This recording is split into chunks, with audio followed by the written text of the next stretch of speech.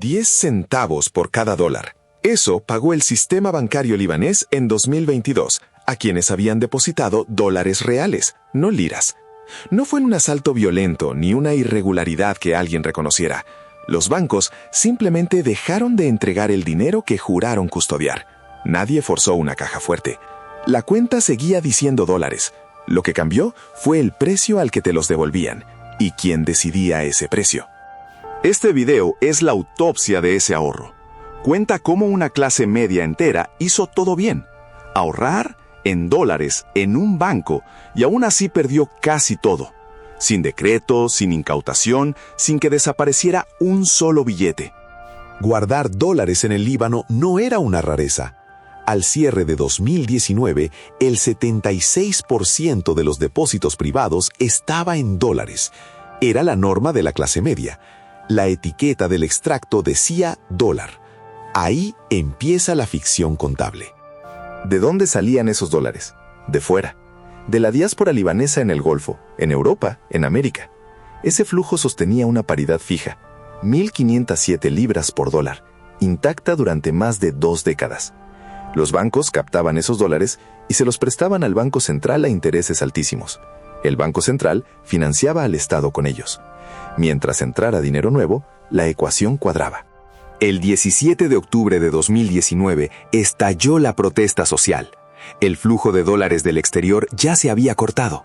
Los bancos cerraron sus puertas durante 2 semanas. Cuando reabrieron, el país era otro. Nadie podía sacar sus dólares ni transferirlos fuera. Ninguna de esas restricciones había pasado por el Parlamento. Nadie las votó, nadie las firmó, y no había ninguna ventanilla donde reclamarlas. Porque lo que los bancos impusieron al reabrir no era ley, era práctica. Límites de retiro fijados por cada banco, transferencias al exterior bloqueadas, salvo para quien tenía contactos, ventanillas que pagaban en libras lo que el cliente había depositado en dólares, controles de capital de facto, decididos sucursal por sucursal, con la fuerza de una norma y ninguna de sus garantías. Las imágenes de Beirut en esos meses son siempre la misma escena. Filas frente a cajeros que dosifican billetes, puertas de sucursal con vidrio blindado, gente que entra con un extracto en la mano y sale con menos de lo que ese papel dice. El dinero seguía existiendo en la pantalla del banco. Fuera de esa pantalla, no. Piensa en tu propio extracto. Una línea, una cifra, una moneda. Esa línea no es dinero, es una promesa de tu banco de entregarte dinero. En el Líbano, la promesa siguió escrita en dólares y el pago dejó de serlo. Pero para que una promesa cambie de moneda, hace falta una firma. Esa firma llegó en 2 páginas, en abril de 2020. Abril de 2020. El Banco Central del Líbano adopta la Circular Básica 151. Dice que quien tenga una cuenta en dólares podrá retirar, sí, pero en libras. Y a un tipo que fija el propio Banco Central. 3.900 libras por dólar. En el mercado, el dólar real ya costaba mucho más. La diferencia se la quedaba el sistema. En el Líbano convivieron varios dólares a la vez. El oficial, congelado en 1.507 libras. El de la circular 151 a 3.900. Y el del mercado paralelo, que en 2022 rondaba las 39.000 libras por dólar. 3 precios para la misma moneda.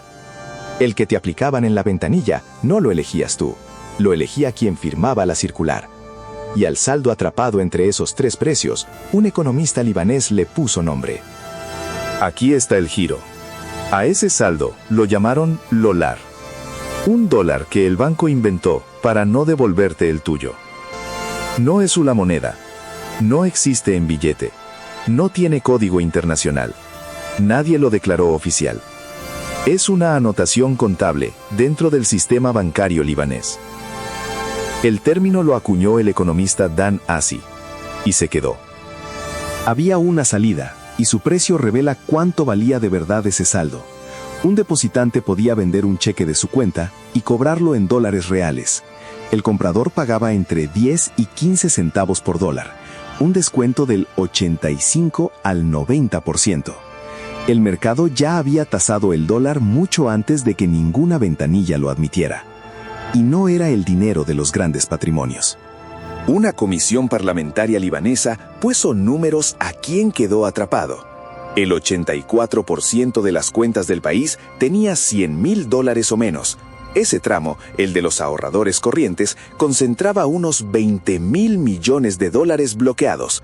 No hablamos de fortunas ocultas. Hablamos del fondo de emergencia de un profesor, de un médico, de un jubilado.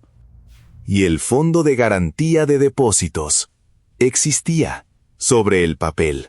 Su cobertura estaba denominada en libras libanesas y con un tope simbólico. Cuando la libra se hundió, esa garantía se hundió con ella. Ningún mecanismo devolvió los saldos en dólares.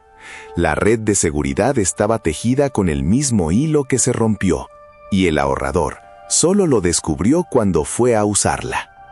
Cuando el ahorro de un país se congela, la economía real se apaga detrás. El Producto Interno Bruto libanés se desplomó en 2 años. La misma clase media que tenía dólares en el banco perdió a la vez su empleo, su moneda y su poder de compra. La caída fue histórica. El Banco Mundial la sitúa entre las 3 crisis más severas desde mediados del siglo XIX. ¿Y dónde estaba el dinero? En ninguna parte. Los bancos deben a sus depositantes más de $72,000 millones que no tienen. El agujero incluye al propio Banco Central. No es un descuadre contable. Es una cifra mayor que el Producto Interno Bruto del Líbano en su mejor año. El dinero no se congeló. Ya no existía. La libra libanesa hizo el resto del trabajo. Los precios se dispararon a ritmos de 3 dígitos anuales. Un sueldo que antes compraba la despensa del mes pasó a cubrir unos días. Para quien cobraba sus ahorros en libras a 3.900, la pérdida era doble, menos dólares y una moneda que se derretía cada semana. El 1 de febrero de 2023, el Líbano hizo oficial lo evidente. Devaluó su tipo de cambio un 90%, de 1.507 libras a 15.000 por dólar. Una paridad intacta durante más de 2 décadas cayó en un día. Para entonces, el ahorro convertido a 3.900 ya llevaba 3 años perdiendo valor. El papel se puso al día con la realidad demasiado tarde.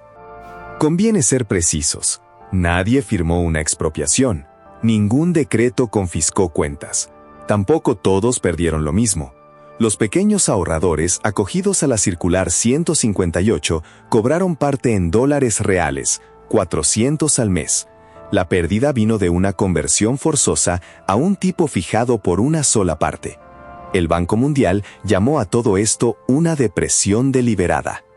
Ahora la cuenta que abre este expediente. En 2022, el mercado paralelo rondaba las 39.000 libras por dólar.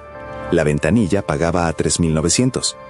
Por cada dólar depositado, el ahorrador recibía alrededor del 10% de su valor real. El otro 90% no se esfumó en manos ajenas, se evaporó en el tipo de cambio. Hagamos la cuenta con un ahorro concreto. $50,000 depositados a lo largo de 15 años. En el extracto siguen apareciendo $50,000. En la ventanilla, bajo la circular 151, se convierten en 195 millones de libras. Cambiadas al precio real de 2022, esas libras compraban unos $5,000. El resto no fue a ninguna parte, nunca salió del papel. Esa distancia entre el papel y la ventanilla es lo único que hay que saber mirar antes de firmar. El dato que te puedes quedar es esto. En cualquier contrato de depósito, busca la cláusula de moneda de pago. No basta con que la cuenta diga dólares. Mira si el banco puede pagarte en moneda local. Mira quién fija ese tipo de cambio y bajo qué ley se resuelve la disputa. En el Líbano, ese tipo lo fijó el Banco Central.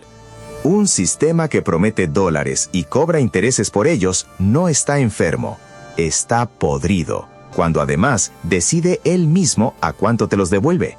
La cifra que lo dictamina es 3.900 libras por dólar. La fijó quien debía custodiar ese dinero, no repartirlo. El expediente queda sellado sobre ese número. Veredicto, podrido. Abrimos los informes para que no te los vendan cerrados. $1 en el banco es una promesa. Léela antes de firmar. Si esto te sorprendió, busca nuestro video sobre la deuda de Sri Lanka. Y si te gustan los datos, busca Mente de Silicio. Suscríbete para la próxima autopsia.